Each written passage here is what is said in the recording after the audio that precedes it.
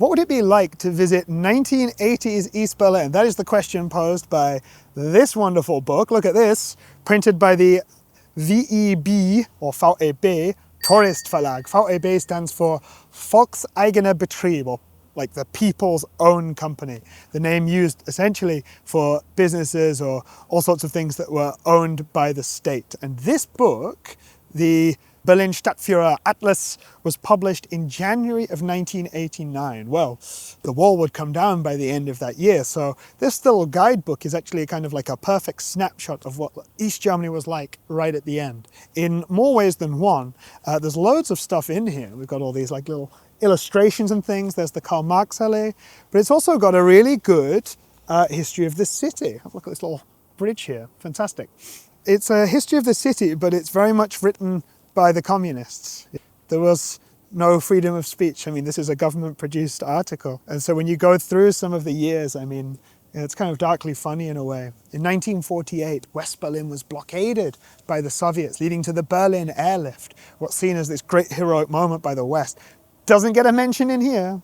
1953, there was a huge uprising in East Germany that was brutally shut down by Soviet tanks. They reckon that over 400 people were killed. It does get a mention in here. There's one sentence, and it says, it's the only thing it says for that year, when the West came over and disrupted things. That's it. That's the official government line, you know? So it's a little bit problematic. However, if I just reach down into my bag, I've got, it's not in my bag. Comedy act. I've got this map here, which is a more modern map. Berlin, Hauptstadt der DDR. Berlin, capital city of the German Democratic Republic. And West Berlin wasn't the capital of West Germany, by the way. And this compares 1989 and today. These guys haven't sponsored me, I'm just a dork. And it shows you buildings that used to be here, that are no longer here. And I thought, you know what, I'll just chain a few up, see what I can say about them and make a nice video for you to watch, but also therefore something that you can explore if you want to. So I've made a little custom Google map for you down below in the description if you wanted to come and walk around these. It's quite a short walk, but hopefully one that's quite interesting. So we've got the more modern and honest version, and then the Book of Communist Lies version, I suppose. Let's go explore East Berlin.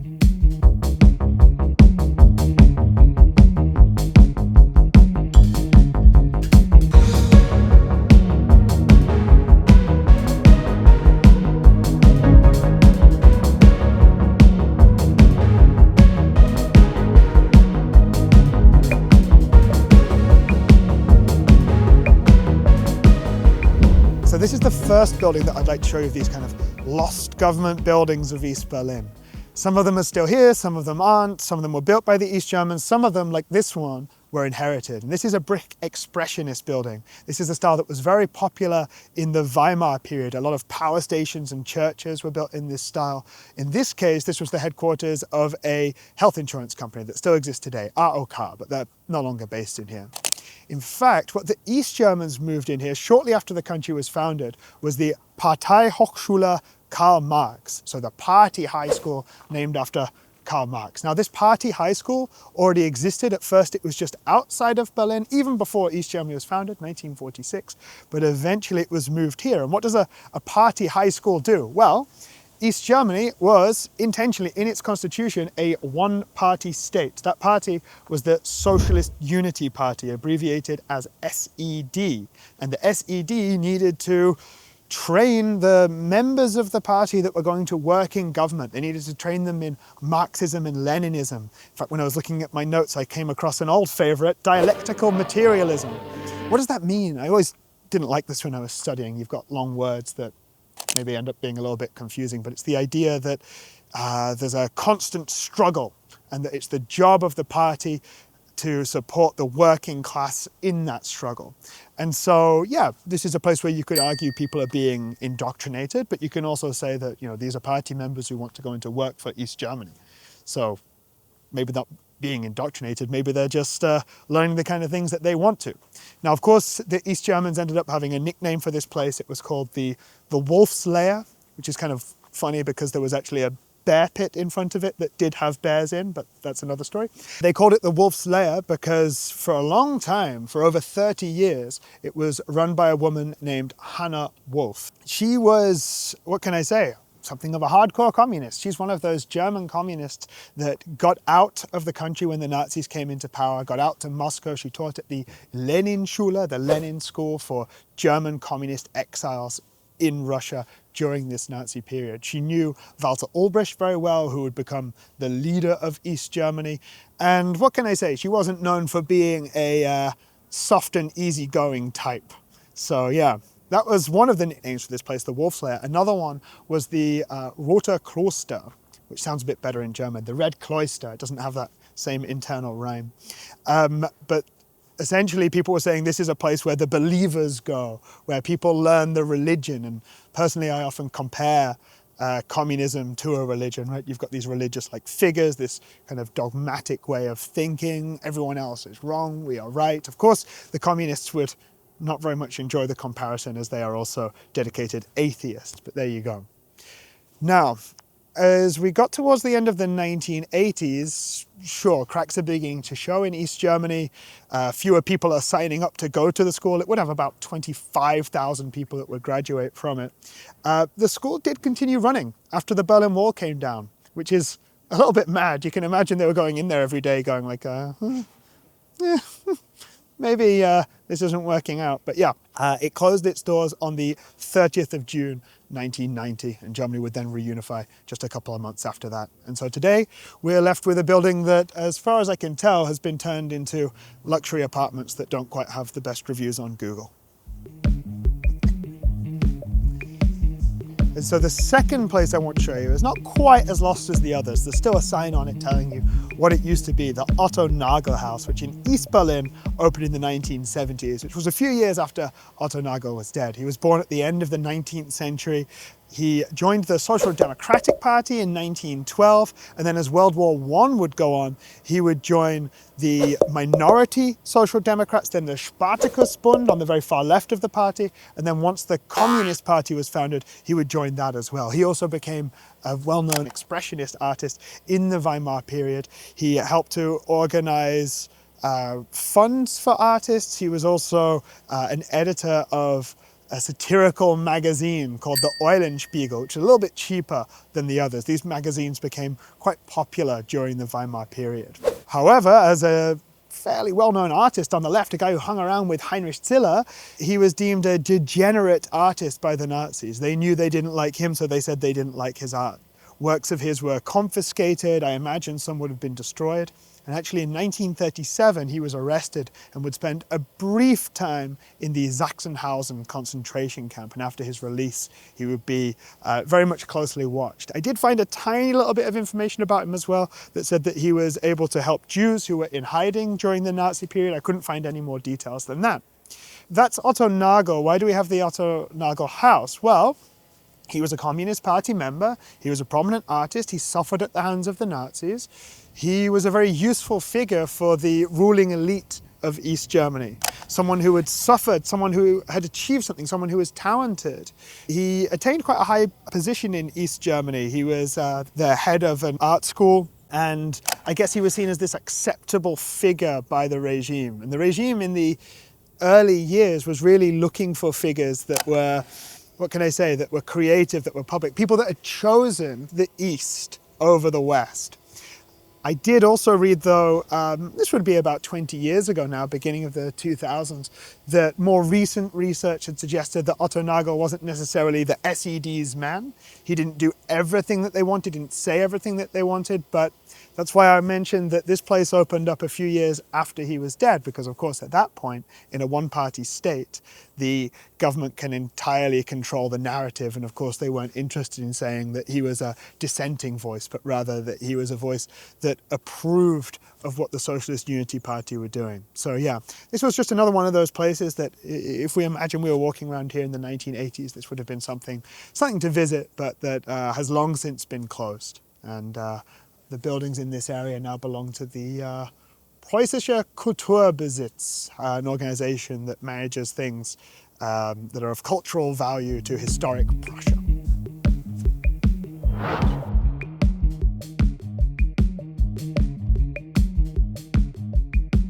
Now the next building I'm going to show you is this one right here. I'm really excited that actually I can fit it into a video because it's quite an attractive building, but in its early days it was just like an office building. It was used for various different businesses from its inception at the beginning of the 20th century.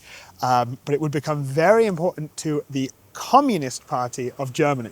Now the leading party of East Germany was the Socialist Unity Party, this merger, forced merger you might say, of the Communists and the Social Democrats. But this building was important to the Communists immediately after World War II, which was probably quite an exciting time for them, if not also quite a dangerous time. Now this is because the Communist Party had been made illegal under the Nazis. They were the first people to be arrested, locked up and put into the earliest concentration camps. Some Communist Party members would remain prisoners of the Nazis for the entire 12 years that they were in power. How would these people be able to survive the camps? Well, they did actually end up among the more privileged of the prisoners, and that's because they were seen as ethnically German. There's just something wrong up here rather than wrong with their entire being, as the Nazis would have seen it. Now, as soon as the Nazis are defeated, the Communist Party is refounded, reformed, and all of these old communists come out of the woodwork. You know, they're seeing their friends in the open, under the red banner for the first time in 12 years. And I mean, they're not just emerging out of prisons and concentration camps. Some of them would have been in hiding. A lot of them would have been in exile over in Moscow as well. So there is this kind of sense of celebration. It's the communists who have defeated the Nazis here in Berlin. We're now the ones on top. But it's also the time to ask who did what in order to survive during those last 12 years. And well, this building was not the Communist Party headquarters at the time, but it was the headquarters of the Central Committee of the Communist Party in that latter half of 1945. And the Central Committee, that's the leadership. Those are the people who are asking those questions, who want to weed out the people who were collaborators in some form. One of the potential collaborators was actually, at this time, a very young Erich Honecker. Honecker in the 70s would become the leader of East Germany, but at this point in 1945, he's just got out of prison in the town of Brandenburg, a prison called Gurden, which is actually where the Nazis would behead a lot of their victims. And as far as I can see, this is a little bit murky, but he may well have been a bit chummy with the authorities in that prison, which of course was just a method of survival. It's not an inherently evil thing, let's say, but for the communists, having worked with the Nazis, that might be the end of your career in the Communist Party. And actually, as East Germany went on, it might end up seeing you get locked up. Now, as far as I know, they didn't actually use this building for very long. It would have intended something else in East Germany. And then after Germany reunified and Berlin became the capital again, well, you can probably tell from the flags that this building became an embassy. And it's the embassy today of Australia to Germany.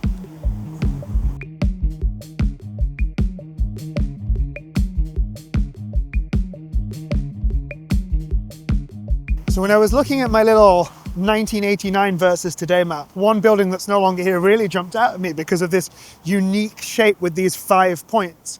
It was called the Ahornblatt, or the maple leaf, and it used to stand right over here where we now have this building.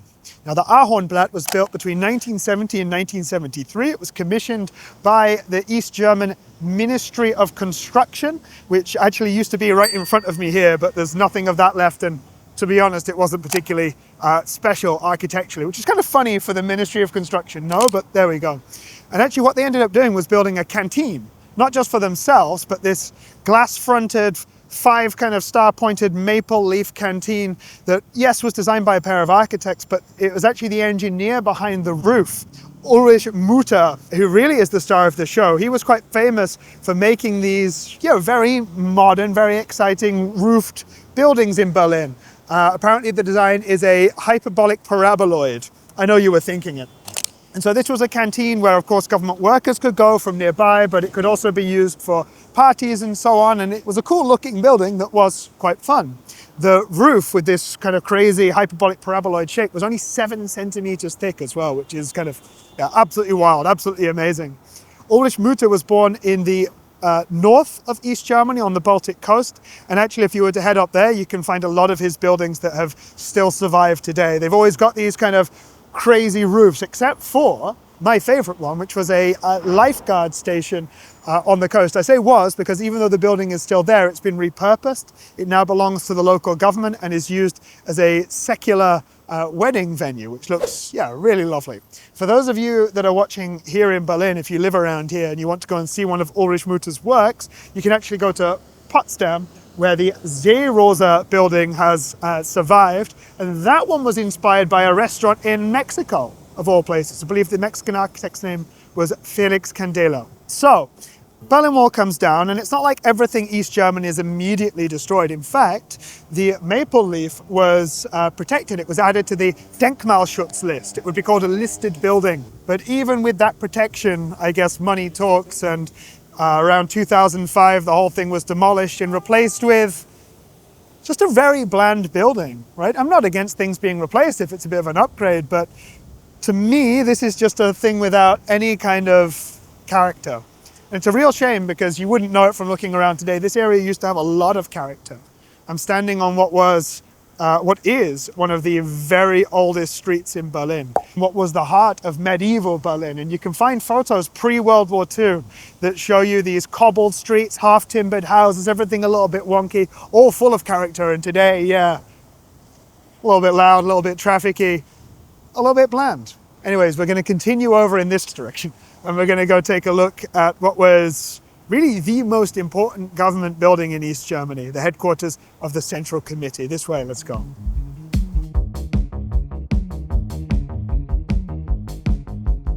This, the Reichsbank's Erweiterungsgebäude. The Germans, they do like a big word. The Imperial Bank Extension Building is what that means. And so the Imperial Bank of Berlin used to be on the other side of this building. It's completely destroyed. It was extended a couple of times, and I mean, the original building was really, really, really beautiful on the inside. This is one of those that when you Google it, you see the images of what this and those older buildings look like inside. Those older ones are now gone. You just get these pangs of like, how beautiful Berlin used to be, you know, and how much of this city was really destroyed. And at a certain point, they needed a much bigger bank, and so, well, it was the 1930s, the Nazis built this. This is very typical of Nazi architecture, but it appeared to be a very opulent building on the inside, and very modern as well.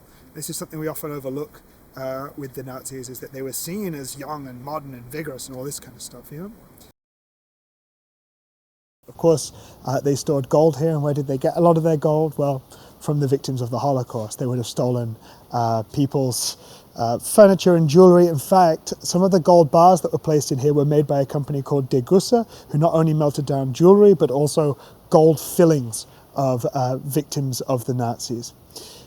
And as the war came to an end, or it was coming to an end, a lot of this gold was then evacuated from the building and taken down to Thuringia and put in a mine, and it was then found by the Americans, and most of it was accounted for, but a good 10% or so went missing and has never been found.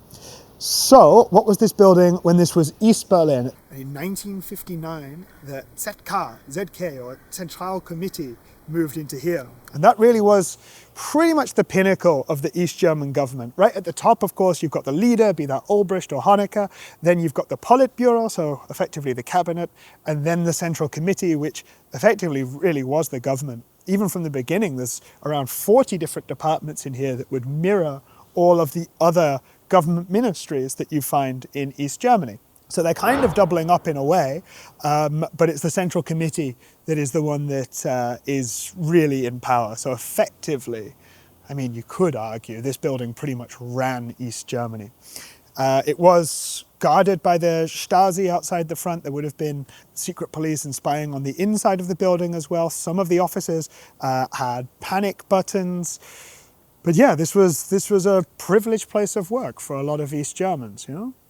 And it's important to note that the way that, you know, East Germany worked, I mean, these people were appointed. You could go and vote. There was a list that you could say yes or no to, and someone would be watching. You know, you put it in a different box for yes and a different box for no.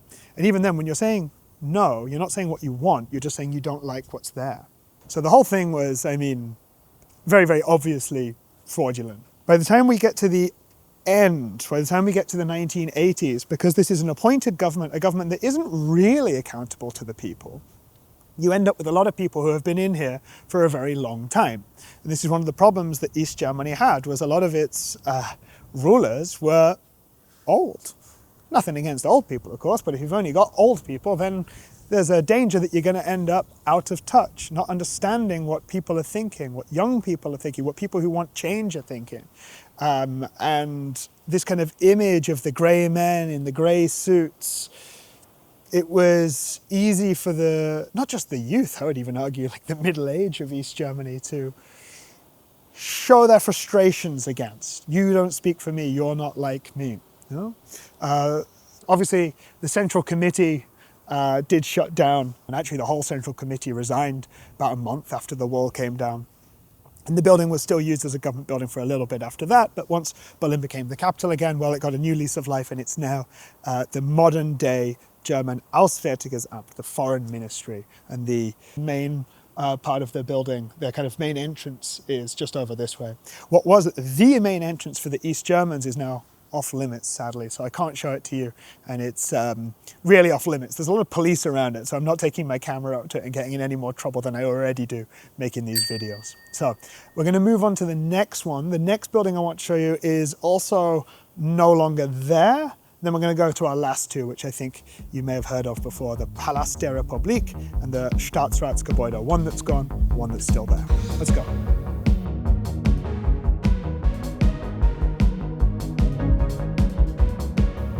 So we've seen where the real heart of power in East Germany was.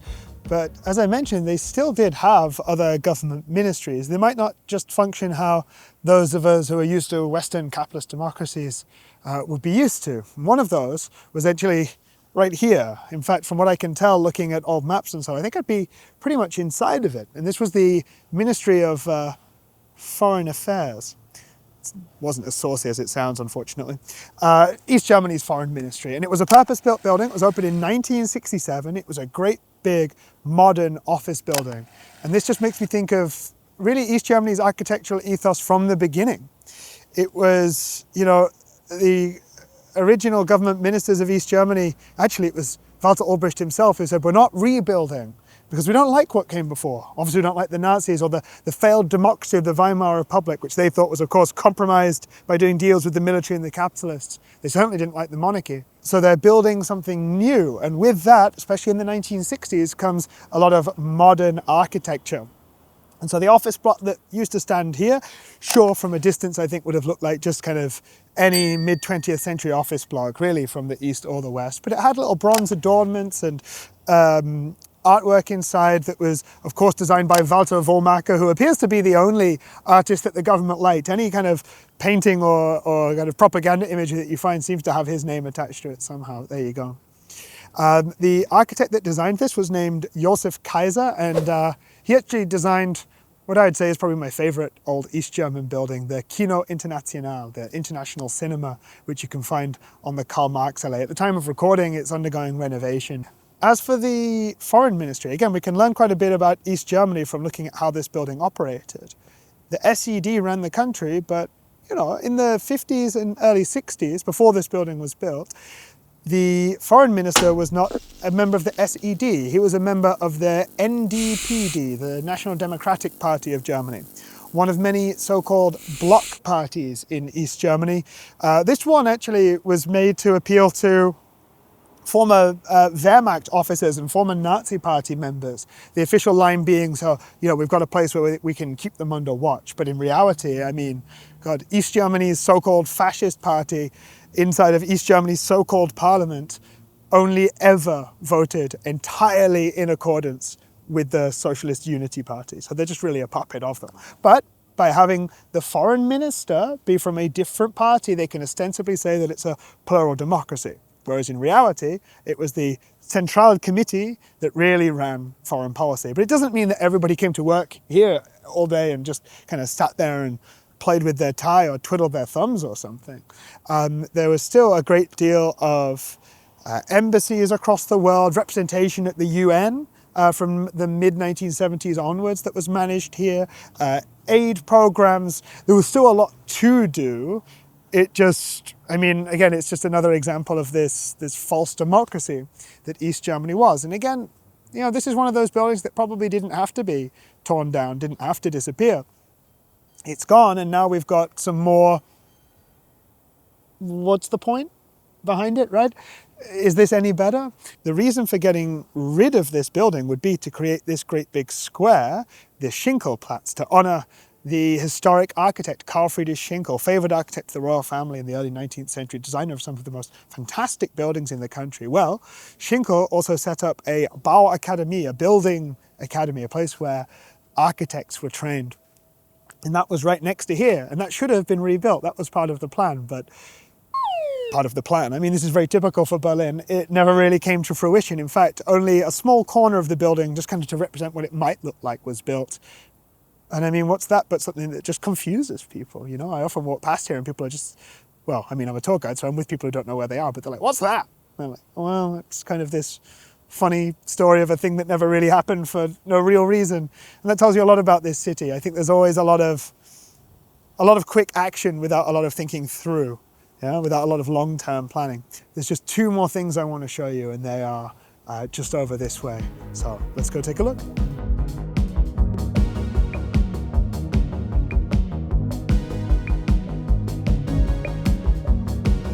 So we actually get to one of the original East German buildings that is still here, the State Council building, or in German, the Staatsratsgebäude. And this was a building that was opened up in 1964. Actually, at a time when, at least internally, East German politics was changing somewhat. The first president of East Germany and the very kind of formal head of state, Wilhelm Pieck, had only died quite recently. And not only was he the president of East Germany, he was the only president of East Germany. There was never another one. After he died, the State Council was kind of formed or took over that role, and the head of the State Council was Walter Ulbricht, who was already first secretary of the Socialist Unity Party of Germany, which was, I mean, it's a lot of words, I know, but effectively he was the leader anyway, and this is when it was really solidified. There was not going to be another president that was going to be brought in to rival his power. So when I'm on tour, I sometimes refer to this as like the East German White House, which now when I say it, when I'm being recorded, I'm like, that's kind of dumb, because there's not really that many parallels. But the one parallel that I'm thinking of, I guess, is that there was a desk in there that was ostensibly the desk of the leader of the country, even if it was really just for show. And that's what this building was for. It was for show. And you might be looking at the outside and thinking, that's for show? Okay. And it is quite plain from the outside. But the inside, I mean, even when you go inside the lobby, the walls are all tiled. The tiles are from the Meissen porcelain manufacture, which used to be the Royal Porcelain Manufacture. When East Germany was formed, they were taking what was previously only accessible to the very rich, and they were turning it into something that belonged to the people, at least on paper, this building, right? There's one room inside of here that's actually very small, and it's got leather tiles on the wall. The tiles are made of Mongolian goat leather. Apparently it's the only room inside of the building that is bug-proof. And I have to say, if you're an East German politician and someone tells you, if you go in that room, no one can listen in, you've got to be a very trusting person. I wouldn't believe anybody in East Germany telling me something was bug-proof, but there you go. Otherwise, there were large reception rooms where Ulbricht and later Honecker could address large crowds of people and so on. Most importantly, in 1968, after the Olympic Games in Mexico, victorious East German athletes came back home, came to this building, and they were greeted by Walter Ulbricht and the man who would be the next leader, Honecker, who you'll be happy to know were fully dressed out in sombreros. One of my favorite pictures. I've been waiting so long to find a video that I could put this in, so soak it up. Not only did this building survive, but actually the leader of reunified Germany would use it as his office for a brief period of time. That was Gerhard Schröder, who, of all of our post-reunification chancellors, is, how can I say, the worst. I think we can just objectively say that. And if you don't know, do some Googling. Anyways, after that, the building, when a new chancellery building opened, this building became the European School of Management and Technology, ESMT, which is effectively like capitalist training school. which is kind of funny because the whole building is still kitted out with all of its communist iconography, including in that main entrance, in the lobby, going up the staircase, a huge coloured glass window, again designed by Walter Wollmacher, which takes us from top to bottom through the struggles of the working class, through fighting off the royal family, and this is in what was the royal quarter of Berlin, to the dark days of the Nazis, and then, as is quite common in Walter Wollmacher's imagery, young people, a young couple, because they are the ones who get to enjoy this socialist utopia, this future. So this building has survived. It is still in use. It's used by the capitalists, but the capitalists did get rid of what was probably the most popular of these government-built buildings by the East Germans, which used to stand right next door, and that was called the Palast der Republik. So let's shift a bit to the side and take a look at that one.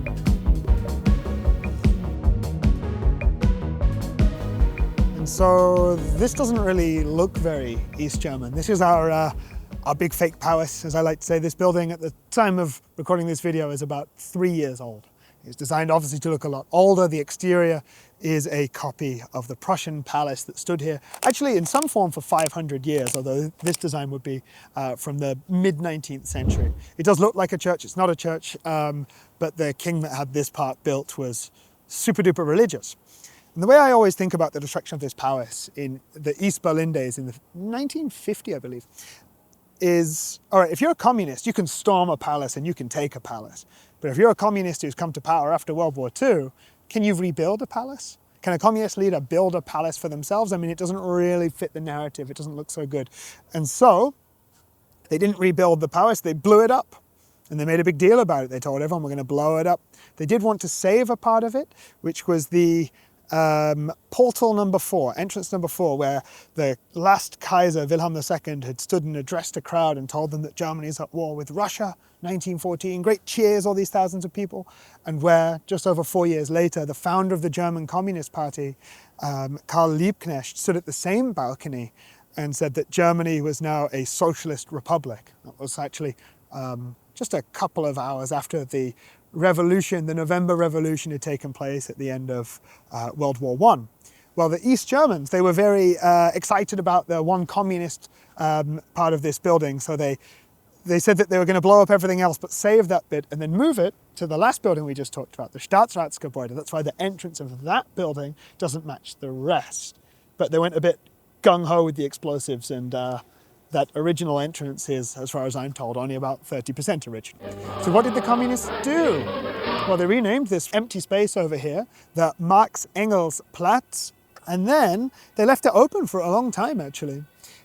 When the communists would have their big parades, they needed somewhere to turn around at the end. They needed somewhere to park their little cars, the trabbies. And so that's what this was for a long time. And then, in the 70s, it turned into a great big construction site, and East Germany's most prestigious building was built here, the Palast der Republik, so the Palace of the Republic. We have got rid of the Palace of Inequality, that built by the monarchy, the Hohenzollern, who ruled this place for 500 years, and we've replaced it with something for you.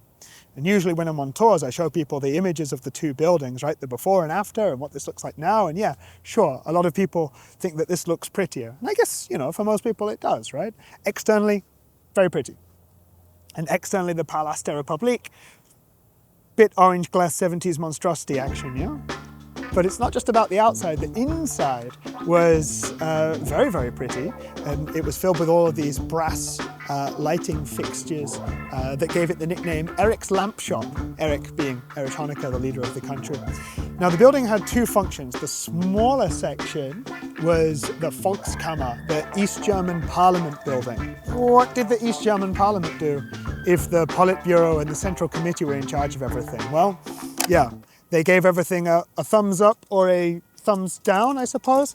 They didn't propose new laws. They also didn't give anything a thumbs down, right? This was just a rubber stamp parliament, essentially. It didn't meet very often.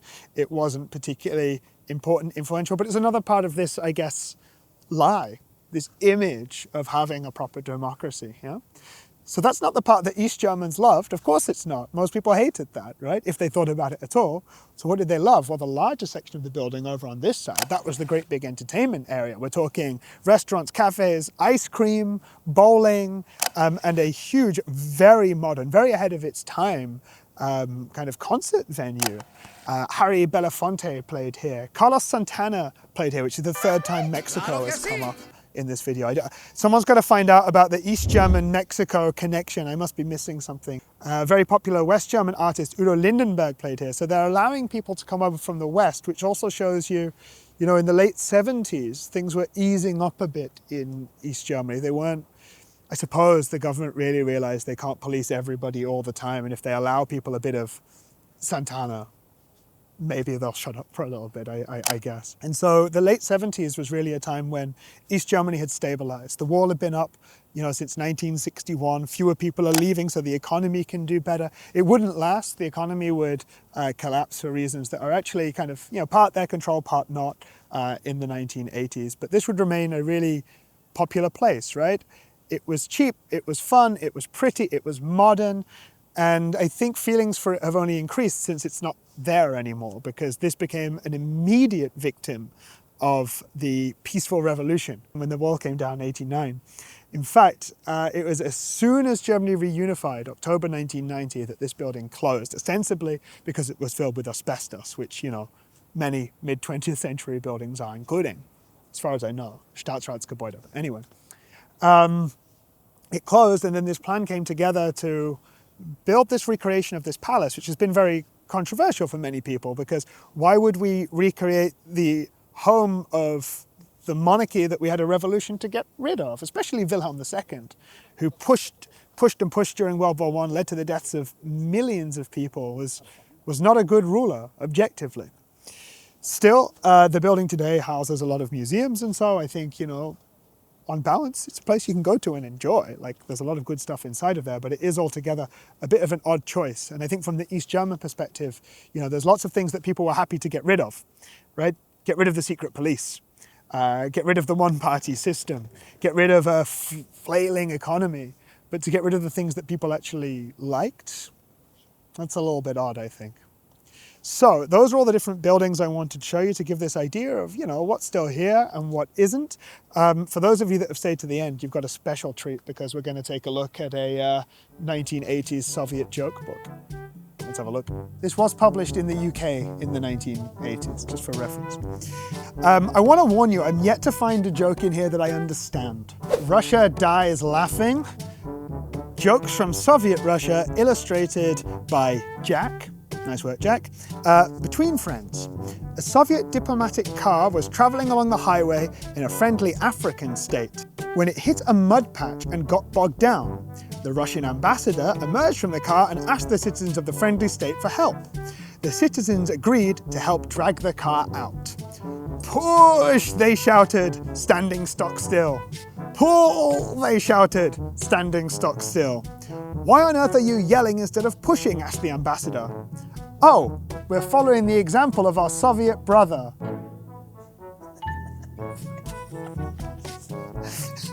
Are you laughing out of awkwardness? What would happen if Leningrad underwent as severe an earthquake as the one in Tashkent? You'd be left with St. Petersburg. What is this book? Is this a secret? Have I activated a Cold War spy? Did you hear the director of our match factory was awarded the Order of Lenin? What for? A spy tried to set fire to an ordnance factory with our matches, and he couldn't. Oh my God, right, look, if you haven't switched off already, one more. Oh God, why? I'm doing this at random, I want you to know this. A married man came to visit a prostitute. It's illustrated, don't worry. A married man came to visit a prostitute. She was already waiting for him in bed. "I have enough of that at home," shouted the man angrily. Get up, get dressed, and resist. Is that? Thanks for watching.